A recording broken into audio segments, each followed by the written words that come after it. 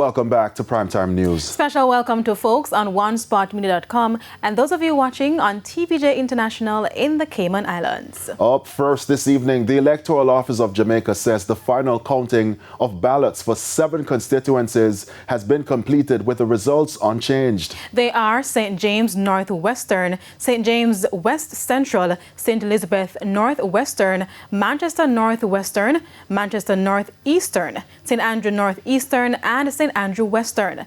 The election oversight body says the counting of ballots will continue into late this evening and over the weekend under the supervision of the returning officers and in the presence of their candidates and or their representatives.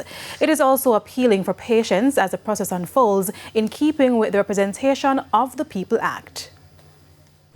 No.